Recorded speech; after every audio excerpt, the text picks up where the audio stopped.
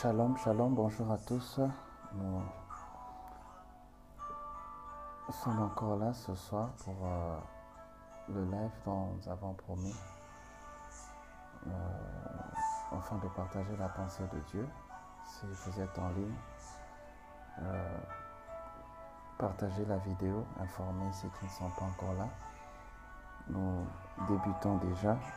Comme toujours, nous allons attendre un bon nombre d'audiences, un bon nombre de personnes connectées, afin que nous puissions décoller dans les minutes qui viennent.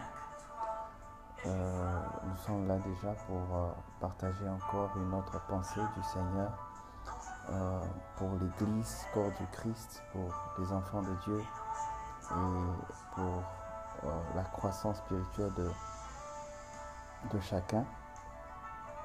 Partagez la vidéo, informez ceux qui ne sont pas là. Nous allons décoller bientôt. Mon thème ce soir, ce matin, ça dépend de là où vous me suivez. Il n'en avait point honte. Nous sommes dans Genèse chapitre 2, verset 25. C'est sur ce petit passage que nous allons développer tous ces instants ici. Avant le prochain live, la semaine prochaine, comme nous l'avions dit. Nous n'avons pas l'habitude d'être très présents pour les lives sur Facebook, mais selon l'orientation du Seigneur, ce mois d'octobre, on sera un peu plus présents afin de partager les quelques pensées que le Seigneur nous a données pour bénir les personnes qui sont au loin, qui n'ont pas l'opportunité d'être présents dans nos réunions de prière ici sur terrain dans la ville de Bangalore, ici en Inde. Alors nous voulons tenter de bénir un grand nombre de personnes. Voilà pourquoi nous avons débuté ces programmes live tout le mois d'octobre ici, pendant les week-ends. Donc nous sommes ici en Inde à Bangalore, minuit 14. Et à Kinshasa, je crois que nous tournons déjà vers 20h, 19, ça pourrait être peut-être 19h40 ou 45, je ne sais pas trop. À Paris, nous sommes peut-être vers 21h.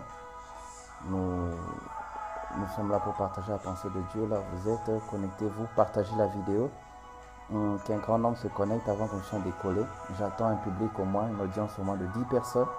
Ensuite, je veux décoller avec la pensée de Dieu pour ce soir, pour ce matin, pour ce midi. Ça dépend de la partie du monde où vous êtes. Je disais que mon thème ce soir, c'est il n'en avait point honte. Genèse 2, 25. Genèse 2, 25. Ce sera notre texte, notre passage de base, notre texte de base. Et nous prendrons aussi un autre passage, toujours dans Genèse, le chapitre 3, du verset 7 à 13. C'est sur ce passage que nous allons partager la pensée de Dieu pour l'Église, le corps du Christ. Je crois pleinement dans mon cœur que nous sommes dans un temps où, bonsoir ma fille, nous sommes dans un temps où le Seigneur est en train l'Éternel est en train de reformer son Église. L'Éternel est en train de préparer son Église à la rencontre de son Fils Jésus, l'époux qui est en train de venir. Et le temps est vraiment proche et nous devons nous préparer tous partout où nous sommes, corps du Christ, à être à l'image et à la ressemblance de Dieu, à marcher dans la crainte de Dieu et à honorer les voies de l'Éternel notre Dieu, marcher avec sous la conduite du Saint-Esprit. Merci pour ceux qui sont là. Nous allons débuter dans 2 minutes. Je disais déjà encore que mon thème c'est « Il n'en avait point honte ». Nous sommes dans Genèse chapitre 2, verset 25. Je bénis le Seigneur pour ce soir. Je bénis le Seigneur pour l'atmosphère prophétique. Je crois que le Seigneur va ouvrir les yeux de plusieurs. Je crois que le Saint-Esprit va parler à plusieurs. Je crois que le Saint-Esprit va ramener de l'ordre dans le corps du Christ, dans le chef de chrétien que nous sommes, afin que l'Église soit à l'image et à la ressemblance de l'Éternel notre Dieu. Nous allons prier avant de commencer de décoller dans ces moments glorieux dans la présence de Dieu. Merci Seigneur. Père, je te dis merci pour ces instants, que la gloire te revienne. Alors que nous voulons décoller, je prie, Éternel Dieu, que ton esprit Partout dans les maisons, nous serons en train d'être suivis. Je prie que ton esprit, éternel Dieu, parle au cœur, que ta présence soit manifeste, éternel Dieu, que ceux qui étaient perdus se retrouvent, éternel Dieu, que ceux qui sont tombés se relèvent. Dans le nom puissant de Jésus-Christ, je prie. Précieux Saint-Esprit, merci pour ta présence. Merci pour ta présence. Inspire ce soir, parle. Je ne suis qu'un instrument entre tes mains. J'ai la capacité en tant qu'homme d'atteindre les tympans, mais toi, tu as la capacité d'atteindre les cœurs. Voilà pourquoi, ces instants, je les recommande entre tes mains. Que Jésus-Christ soit glorifié dans l'Église, dans le corps du Christ, dans la vie des jeunes, dans la vie des chrétiens et dans les familles, au nom puissant de Jésus-Christ. Merci Père, merci Jésus, merci Saint-Esprit. Amen. Oh, merci Seigneur. Je disais que mon thème ce soir s'intitule « Il n'en avait point honte ». Nous sommes dans Genèse chapitre 2, verset 25. Genèse 2, 25. Partagez la vidéo, nous sommes là, nous décollons déjà. Il n'en avait point honte. Genèse 2, 25. Genèse 2, 25. La Bible dit « L'homme et sa femme étaient tous de nus et il n'en avait point honte ». Nous sommes prononcés notre passage, Genèse chapitre 3, verset 7 jusqu'à 13. Genèse 3, 7 jusqu'à 13. La Bible dit « Les yeux de l'un et de l'autre s'ouvrirent, ils connurent qu'ils étaient nus, et ayant cousu des feuilles de figuier, ils s'en firent des ceintures. Alors ils entendirent la voix de l'Éternel Dieu qui parcourait le jardin vers le soir, et l'homme et sa femme se cachèrent loin de la face de l'Éternel Dieu, au milieu des arbres du jardin. Mais l'Éternel Dieu appela l'homme et lui dit, « Où es-tu » Il répondit, « J'ai entendu ta voix dans le jardin et j'ai eu peur parce que je suis nu et je me suis caché. » Et l'Éternel Dieu dit, « Qui t'a appris que tu es nu? Est-ce que tu as mangé de l'arbre dont je t'avais défendu de manger ?» L'homme répondit, « La femme que tu as mise auprès de moi m'a donné de l'arbre et j'en ai mangé. » L'Éternel Dieu dit à la femme, « Pourquoi tu fais cela ?» La femme répondit, « Le serpent m'a séduite et j'en ai mangé. » Il n'en avait point honte. La Bible dit dans Genèse 2, 25 que l'homme et sa femme Ève, étaient tous les deux nus et ils n'en avaient point honte. Avant d'aller plus loin dans ce message, afin de faire comprendre la pensée que le Seigneur a déposée dans mon cœur, j'aimerais d'abord nous situer que sur ce passage que nous venons de lire dans Genèse, nous sommes au temps, dans ce passage particulièrement, nous étions au temps de la première dispensation qui est la dispensation de l'innocence. Comme vous le savez, vous avez certainement entendu parler des dispensations. Nous avons 7, on peut même pourrait dire 8 dispensations. Les dispensations ne sont rien d'autre que les dispensations ne sont rien d'autre que comme le programme qui révèle la pensée de Dieu ou la manière dont Dieu va opérer, va agir avec l'homme, dépendamment des saisons et des époques. La première dispensation, nous avons la dispensation de l'innocence qui commence à partir de la création jusqu'à la chute de l'homme. La deuxième dispensation, c'est la dispensation de la conscience qui commence de la chute à la chute de l'homme jusqu'à au déluge. Et après vient la troisième dispensation qui est le gouvernement humain qui commence avec Noé après le déluge jusqu'à la tour de Babel. Après cela vient la quatrième dispensation qui est la promesse qui commence à partir de la tour de Babel jusqu'à la sortie de l'Égypte. Et la quatrième dispensation de la promesse qui commence avec Abraham, l'appel de Abraham jusqu'à la sortie d'Égypte. Et après vient la cinquième dispensation qui est la dispensation de la loi ou la Torah qui a été initiée au mont Sinaï lorsque Dieu a donné la loi à Moïse. Et ça va jusqu'à la mort de Jésus-Christ à la croix du Calvaire. Et ensuite vient la sixième dispensation que nous appelons la dispensation de la grâce que nous connaissons tous, qui va se terminer jusqu'à l'avènement, à l'enlèvement de l'Église. Après vient la septième dispensation qui commence dès l'Église où est enlevée et jusqu'au règne de Jésus-Christ. Alors, nous sommes à la première dispensation dans ce texte ici, la dispensation de l'innocence. L'homme et la femme étaient nus et ils n'en avaient point honte. Comprenez avec moi qu'à l'époque, lorsque Dieu a créé l'homme et la femme dans le jardin d'Éden, ils étaient nus avant que l'homme puisse pécher. Avant qu'ils puissent pécher, ils étaient tous deux nus et ils n'avaient point honte de leur nudité. Comprenez? Lorsque le péché est entré, ils ont remarqué qu'ils étaient nus et ils ont commencé à avoir honte. Comprenez avec moi d'entrée de jeu que la nudité est symbolique. La nudité, il y a un mystère caché derrière la nudité dans le domaine spirituel que je vais expliquer. Lorsqu'on parle de nudité, avant que le péché ne puisse entrer, l'homme et la femme étaient tous deux innocents. Ils étaient innocents, mais ils n'étaient pas ignorants. Ils étaient innocents, ils étaient sans péché, mais ils étaient capables de pécher. Nous devons comprendre ces choses. Ils étaient innocents, ils étaient sans péché, mais ils étaient capables de pécher. Et lorsque le péché est entré, la culpabilité est entrée, et la condamnation est entrée, et l'homme a commencé à avoir honte de la nudité de sa femme. Et l'homme qui était habitué à la présence de Dieu, l'homme qui était habitué à passer le temps avec Dieu, l'homme désormais avait peur de la présence de Dieu. La Bible dit dans Genèse 3 qu'ils ont entendu l'Éternel, la voix de Dieu dans le jardin et se sont cachés parce qu'ils avaient peur. La première des choses que nous devons savoir, c'est que lorsque le péché entre dans la vie d'une personne, le péché a tendance à nous faire fuir la présence de Dieu. Lorsque le péché entre dans ta vie, l'homme qui était intime à Dieu, l'homme a commencé à fuir Dieu parce qu'il fouillait la présence de Dieu. Le péché, lorsque ça entre dans ta vie, ça crée un sentiment de culpabilité, ça crée un sentiment de condamnation, ça crée un sentiment de rejet. L'homme a tendance directement à fuir la présence de Dieu. Vous allez comprendre avec moi que même dans l'Église, c'est ce qui arrive avec même les enfants de Dieu. Lorsque tu pêches, le diable d'office, le péché, la conscience que tu as avec le péché crée un sentiment de fuir la présence de Dieu. Fuir tout ce qui est de Dieu. Nous voyons même aujourd'hui dans les assemblées où lorsqu'il y a une forte onction, bien une forte atmosphère prophétique, parfois même il y a des gens qui fuient le regard du prophète. Pourquoi?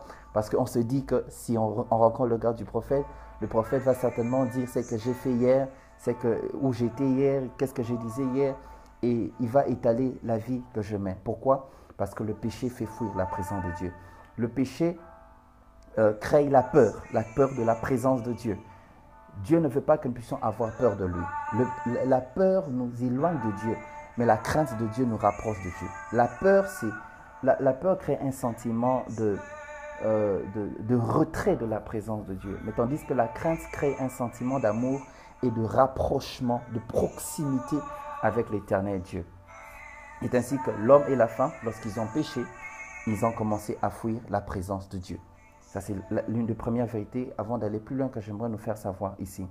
Lorsque l'homme et la femme étaient innocents, lorsqu'ils n'avaient pas péché, ils n'avaient point honte de leur nudité. Mais dès l'instant où le péché est entré, l'homme et la femme ont commencé à avoir honte, ils ont commencé à fuir la présence de Dieu. Mais il y a une deuxième chose qui est le noyau même de mon message ce soir. La nudité est l'image et même l'expression de la condamnation, de la culpabilité, et l'image et l'expression même, je dirais, du péché. Lorsque vous voyez, pour plusieurs personnes, lorsque tu rêves, par exemple, dans une vision, il y a plusieurs significations, mais l'une des significations de la nudité, c'est souvent l'expression du péché. Oui, parce que lorsque Dieu a fait l'homme et la femme qui étaient en communion avec lui, la nudité n'était pas un problème. Mais dès l'instant où le péché est entré, la nudité est devenue un problème. Pourquoi? Parce que le péché avait pour impact et pour signe la nudité, avait pour impact la conscience de leur état. Et la nudité a directement pris la forme d'une personne qui est dans une position de péché. Lorsque nous regardons dans le livre de la Genèse, tout le parcours, l'homme était en communion avec le Seigneur. Il regardait sa femme et personne n'avait le temps de pointer le doigt sur l'autre. Et aujourd'hui, c'est quelque chose qui se passe dans l'Église. Lorsque une personne est en communion avec le Seigneur, lorsqu'une personne est en communion avec le Seigneur, lorsqu'une personne marche dans la crainte de Dieu, lorsqu'une personne est ancrée dans l'Éternel, lorsqu'une personne est enracinée en Dieu, elle n'a pas le temps de pointer le doigt l'autre. Pourquoi? Parce que la communion qu'elle a avec l'Éternel lui fait comprendre que lui-même aussi, il a été racheté par la grâce. Elle-même aussi, elle expérimente la grâce du Seigneur. Et la communion qu'avec le Seigneur ne l'emmène même pas à pointer du doigt l'autre. Pourquoi? Parce que lorsqu'elle regarde l'autre, elle se voit elle-même aussi, comme l'Éternel l'avait retirée aussi dans le mal. Mais il y a une autre chose qui se passe. Aujourd'hui dans l'Église, il y a une tendance. Ceux qui pointent souvent du doigt les autres, comprenez-moi, ceux qui pointent souvent du doigt les autres sont ceux-là en réalité qui sont coupables, comme Adam. Lorsque Dieu lui a posé la question, pourquoi tu as peur? Il dit, Dieu lui a dit, comment tu sais que tu es nu? Il a dit, Dieu lui pose la question, est-ce que tu as mangé le fruit dont je t'avais interdit? Il dit, oui, j'ai mangé. Et Dieu lui pose la question, pourquoi tu as mangé? Il dit, la femme que tu m'as donnée. Et la femme, lorsqu'on lui pose la question, pourquoi tu as fait cela? Elle dit, le serpent m'a donné, m'a séduite et j'ai mangé. Le péché emmène en nous la nature de l'accusateur Satan. Oui. Dès l'instant où l'homme a péché, l'homme a perdu l'image de Dieu. Et l'homme est devenu accusateur, condamnateur. Aujourd'hui, dans l'Église, il y a beaucoup de gens qui ont gardé la nature de Satan. Pourquoi? Parce qu'eux-mêmes, ils sont coupables. Pourquoi? Parce qu'eux-mêmes, ils sont dans le péché. Parce que pourquoi eux-mêmes, ils ont une conscience qui les reproche. La Bible dit dans Apocalypse 12, 10 qu'il est tombé l'accusateur de nos frères. Dans l'Église, il y a une tendance fâcheuse. Les gens sont des accusateurs. Les gens sont des condamnateurs. Une personne qui est en communion avec le Seigneur n'aura pas le temps de pointer le doigt à l'autre. Pourquoi? Parce que lorsqu'elle regarde l'autre, elle a le regard de Dieu et elle voit qu'elle-même aussi, Dieu l'a tirée dans le péché et elle s'identifie à l'autre et a compassion. Mais lorsqu'on a le regard, lorsqu'on a le cœur de l'accusateur, le cœur du condamnateur, qu'est-ce qui se passe? On accuse, on condamne les autres. La communion avec Dieu, l'intimité avec le Seigneur, n'exclut pas que le péché tu ne tomberas pas souvent dans le péché, tu tomberas dans le péché. Mais la communion avec le Seigneur t'emmène à te relever, à te repentir. Et lorsque tu vois l'autre aussi dans le mal, lorsque tu vois l'autre dans le péché, la communion avec le Seigneur crée en toi un sentiment de compassion.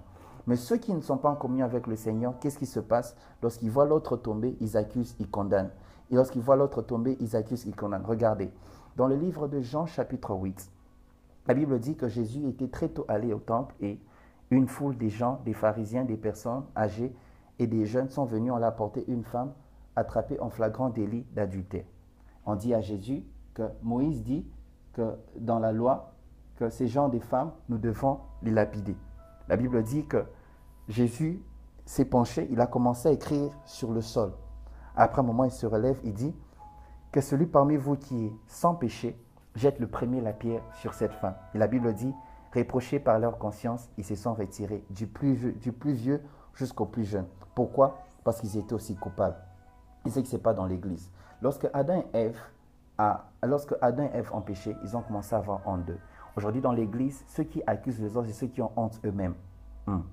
Aujourd'hui dans l'Église, ceux qui pointent du doigt les autres, c'est ceux qui eux-mêmes réalisent qu'ils sont nus, ils sont pécheurs, ils sont dans le mal et ils cherchent aussi d'autres personnes avec qui ils vont s'enfoncer dans le trou, dans le ténèbre. Ils cherchent à pointer. C'est ce que Adam a fait. Et comprenez-moi très bien, Adam était avec sa femme Ève. Mais lorsque la nature du diable est entrée en lui, la première victime de la nature d'accusateur qu'il était devenu, c'était sa femme. Comprenez avec moi que même dans l'église, ton frère, ta soeur, le pasteur et tout, une fois que le péché entre dans la vie de cette personne et que la nature de l'accusateur commence à opérer, d'office, même le plus proche, il va chercher à l'accuser. Oui, il va chercher à accuser. Pourquoi? Parce que l'homme ne cherche pas à mourir seul. L'homme a accusé la femme a accusé le serpent. Pourquoi? Parce que tout le monde cherche à tirer le drap de son côté. Lorsqu'on est en communion avec le Seigneur, on a compassion. Mais lorsqu'on n'a pas de communion avec Dieu et qu'on tombe dans le péché, on cherche à mourir aussi avec d'autres. On cherche d'autres qui vont mourir avec nous. On cherche à accuser d'autres. On cherche à pointer du doigt aussi les autres. Or, ceux qui accusent souvent sont ceux-là aussi qui sont dans le péché. La pensée que Dieu m'a donnée ce soir est de revenir à Genèse 2, 25. Adam et Ève étaient nus et ils n'en avaient point honte. Ils n'avaient point honte de leur nudité. C'est que Christ veut que nous puissions avoir comme comportement et caractère dans l'Église, ce n'est point avoir honte des faiblesses de nos frères et de nos sœurs. nous devons nous soutenir, nous devons nous encourager, nous devons nous fortifier. Nous devons nous tenir par la main et relever ceux qui sont faibles. Oui, nous devons relever ceux qui sont faibles, encourager ceux qui ne parviennent pas à avancer. Je bénis le Seigneur pour les pères, les encadreurs que j'ai dans ma vie. Lorsque j'ai commencé à servir le Seigneur, ça n'a été pas facile pour moi. J'ai commencé, à un moment je tombais. J'ai commencé, à un moment je tombais. J'ai commencé, à un moment je tombais.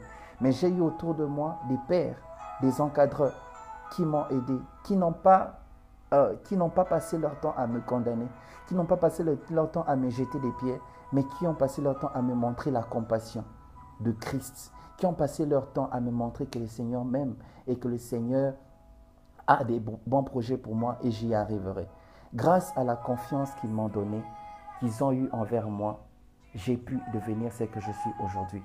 Je disais une fois à une de mes filles, je disais, la plus belle chose qu'un père puisse donner à ses enfants, ou je dirais la plus belle chose que je puisse te donner, ma fille, c'est de te faire confiance. Parce que ça ne sert à rien de jeter des pierres à une personne, ça ne sert à rien de montrer à la personne ses incapacités sans lui montrer ses potentiels en Christ et Jésus par la puissance du Saint-Esprit. Lorsqu'on a porté cette femme à Jésus, Jésus a dit à cette femme, où sont ceux qui te condamnent? Et il a dit, va et ne pêche plus. Jésus n'a pas posé la question, ça fait combien de temps tu es dans la fornication? Ça fait combien de temps tu es dans la prostitution? Ça fait combien de temps que tu sors avec les maris des autres? Jésus n'a pas posé la question, où est-ce qu'on t'a attrapé? Quelle est ton expérience? Non, il n'a pas demandé ces choses. Il a juste dit, va et ne pêche plus. Pourquoi? Parce que Jésus nous fait confiance. Il sait que nous sommes âmes, nous sommes capables et nous avons le pouvoir de résister au péché, de ne plus tomber dans les pièges de l'ennemi. Le Seigneur nous fait confiance. Et c'est l'attitude que nous devons avoir dans l'Église, que de commencer à se pointer du doigt, que de commencer à s'accuser, que de commencer à chercher à accuser toujours une autre personne. Toi qui pointes du doigt l'autre, tu n'es pas aussi parfait. Toi qui pointes du doigt l'autre, tu es autant coupable que l'autre.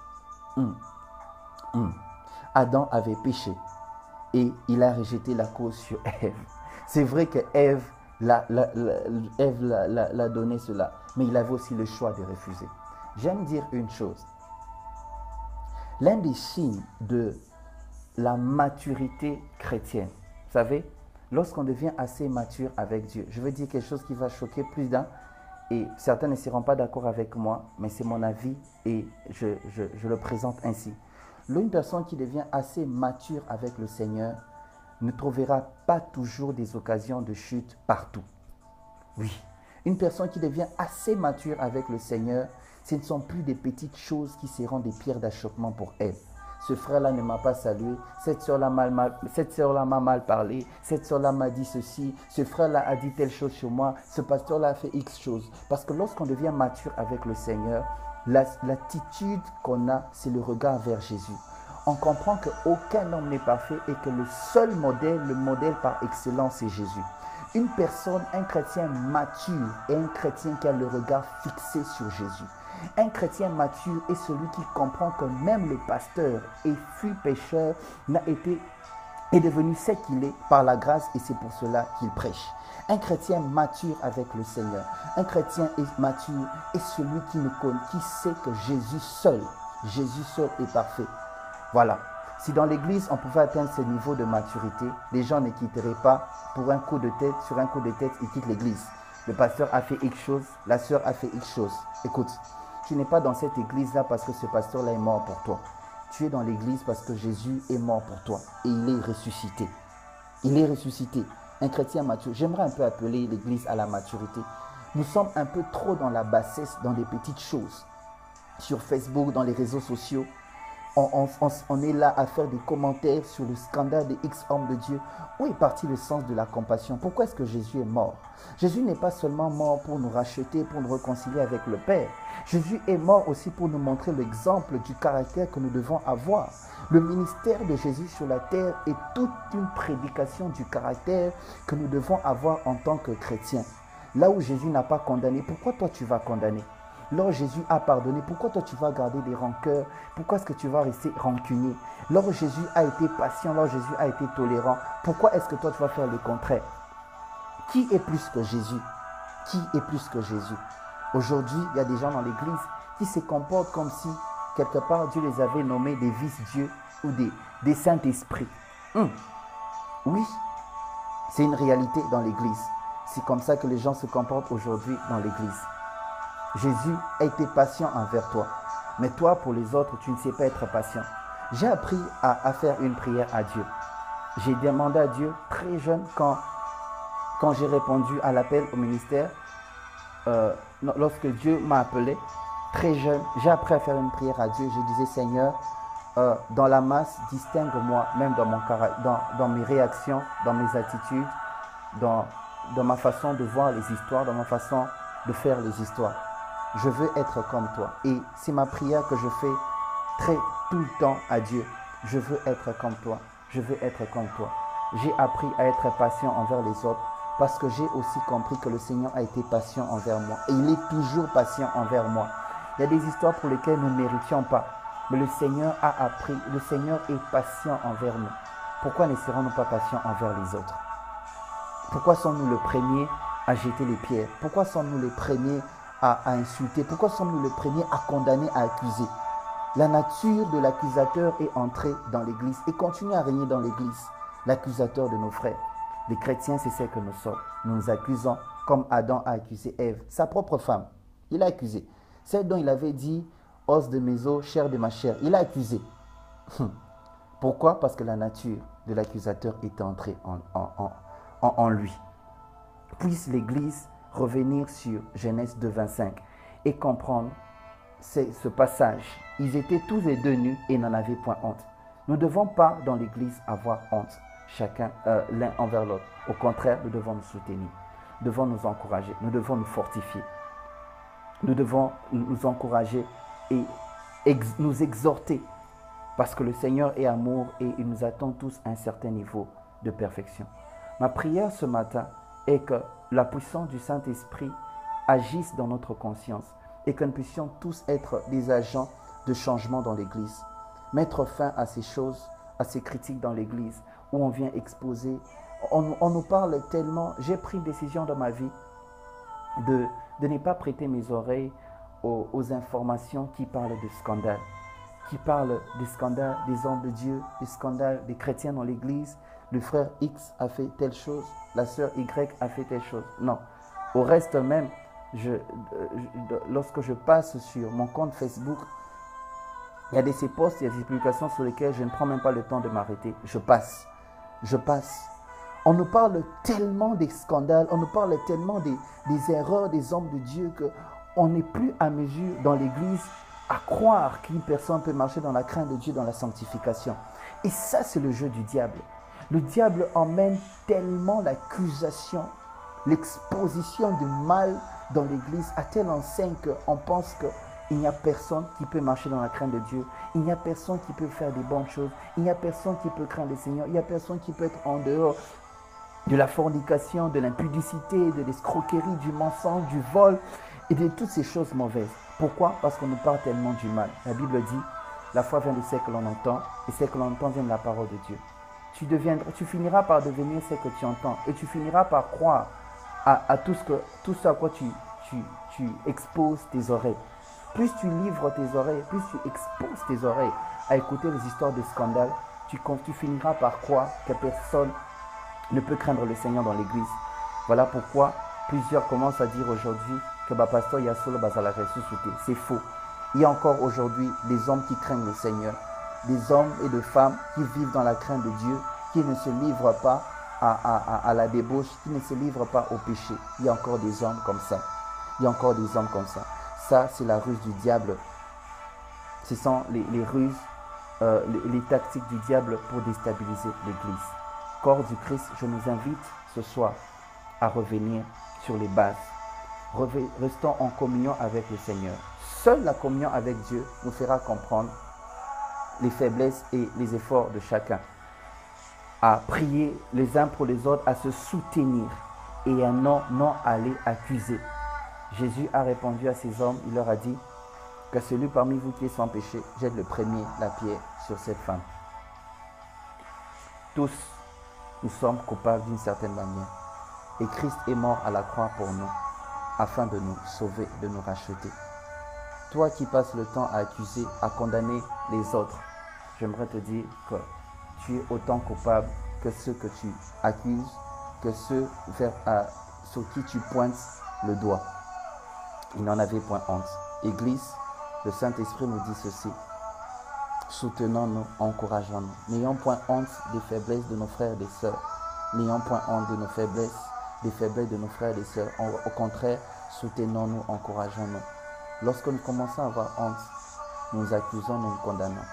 Et seule la communion avec le Seigneur développera en nous le caractère et la nature de Christ. Plusieurs ne parviennent pas à manifester Christ, à révéler Christ, juste parce qu'il n'y a pas de communion avec le Seigneur. J'ai tellement expérimenté des choses avec Dieu. J'ai connu des hauts et des bas. Je suis tombé, je me suis relevé, le Seigneur m'a fait grâce. Et j'ai conclu une chose dans ma vie. Je n'enfoncerai jamais une personne dans le péché. Non. Peu importe ses faiblesses, mais si la personne revenait 1000 fois me dire que je suis encore tombé, je me souviendrai toujours que je suis tombé plus que cette personne. Et cette attitude, j'ai réalisé une chose. Pour les peu d'années que j'ai dans le ministère, j'ai réalisé une chose, que l'attitude de compassion aide plusieurs personnes à devenir proches de Jésus que l'accusation. Les condamnations n'aident pas. J'ai compris que l'attitude de compassion rapproche les gens de Jésus. Parce que une personne en qui tu montres la compassion, une personne à qui tu montres l'amour de Christ, se sent encore attiré de s'approcher de Jésus que s'éloigner de Jésus. Église, corps du Christ, revenons sur les bases. Revenons sur les bases. Revenons sur les bases.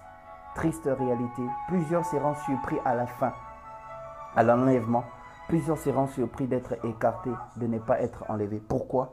Parce qu'ils manifestaient le caractère de l'accusateur, de celui qui condamne, de celui qui accuse les enfants de Dieu. Qu'est-ce que tu fais dans l'église? Qu'est-ce que tu fais dans l'église? Revenons sur les bases. Revenons sur les bases. Revenons sur les bases. Soutenons-nous. Prions les uns pour les autres. Priez pour vos pasteurs. Priez pour vos encadreurs, les dirigeants à l'église. Prions les uns pour les autres.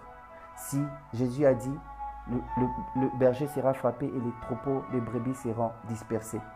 Que la chute d'un homme de Dieu ne fasse la joie de personne. Non. Que la chute d'un homme de Dieu soit au contraire une occasion d'intercession dans l'église et de pleurs devant Dieu. Nous sommes fatigués de voir les oins de Dieu tomber. Nous sommes fatigués de voir des généraux tomber et céder, fléchir les genoux devant Jézabel. Et l'église, le corps du Christ, les enfants de Dieu, être les premiers, les agents. Que j'aime ce livre que un de mes frères a écrit, le frère Manassé, gagneur d'âme indirecte du diable. Des gagneurs d'âme indirecte du diable, des évangélistes indirects du diable, des gens qui partagent, parlent du mal de ce qui se passe dans l'église. Au contraire, nous devons prier, nous devons nous soutenir, nous devons nous encourager et présenter les oins de Dieu devant le Seigneur. Quel est le message que le Seigneur avait déposé dans mon cœur cette nuit afin de nous partager? Revenons sur les bases. Il est temps que l'église, quand on parle de l'église, une église sans tache ni rise, ce n'est pas une église seulement qui n'est pas dans le péché, mais c'est aussi une église qui manifeste le caractère de Christ, la compassion, l'amour, la patience, la miséricorde, la grâce, le caractère de Jésus. Que l'Éternel puisse nous aider, que l'Éternel aide son église et que le Saint-Esprit nous fasse comprendre ce message. Que la grâce de Dieu repose sur chacun de nous. Je prie ce matin que ce message soit comme une trompette, une sémence dans nos cœurs et que le Saint-Esprit nous ramène sur les véritables bases. Au nom de Jésus-Christ. En attendant le prochain live, la semaine prochaine, restez connectés. Nous sommes dans une période de prière et le Seigneur est en train de nous conduire de manière digne à lui-même. Je ne sais pas comment, pour ne pas dire bizarre. Nous aurons des moments comme ça de partage. La semaine prochaine, je parlerai sur 5 choses qui tuent les serviteurs de Dieu. 5 choses qui tuent les serviteurs de Dieu. C'est un message fort que le Saint-Esprit m'a donné, que j'aimerais partager à l'Église. Notez cela, 5 choses qui tuent les serviteurs de Dieu dans l'Église. Nous allons parler de ça la semaine prochaine. En attendant, que l'Éternel nous garde, que la grâce de Dieu, au nom de Jésus-Christ, repose sur nos vies, Nous sommes toujours en préparatif de notre grand meeting Mouvement 2017 pour le 20 octobre. Ce 20 octobre à Eternal Life Fellowship Church. Ceux qui sont à Bangalore connaissent. Ceux qui sont en Inde, vous voyez sur la page Facebook Prophète Jérémie Roni Kambo pour plus de détails. Nous serons là le 20 octobre pour un grand meeting en 100% prophetic intercession. Nous allons prier le Seigneur en ayant prophétique, nous allons prier pour la nation, nous allons accéder à l'année 2018, saisir nos bénédictions, saisir les grâces et la pensée de Dieu pour nous en cette fin d'année et l'année qui vient. Que l'Éternel nous garde et que sa grâce, sa faveur repose sur nos vies au nom puissant de Jésus-Christ. À très bientôt. Je prie le Seigneur ce matin. Saint-Esprit, je te prie au nom de Jésus. Je te prie au nom de Jésus-Christ, Père. Merci pour ce message, merci pour ces personnes qui ont suivi, merci pour ces personnes qui vont suivre après. Je prie, Saint-Esprit, que tu sois comme un marteau qui va frapper dans le cœur, dans l'âme de tous les enfants de Dieu et de tous ceux qui recevront ce message, afin de sortir de l'armée des accusateurs qui est l'image et le caractère de l'ennemi et d'entrer dans l'armée sainte et avoir le caractère de la compassion. Nous voulons être un corps, nous voulons être une armée qui se soutient, qui s'encourage, qui se fortifie, quoique les faiblesses sont là. Dans le nom puissant de Jésus-Christ, Père, je prie que le diable ne se réjouisse pas de nos faiblesses, mais que toi, éternel Dieu, sois notre force, sois notre appui, sois notre bouclier. Dans le nom puissant de Jésus-Christ, j'ai prié ainsi. Alléluia. Amen. Que Dieu nous bénisse, que Dieu nous garde et à très bientôt pour le prochain programme la semaine prochaine.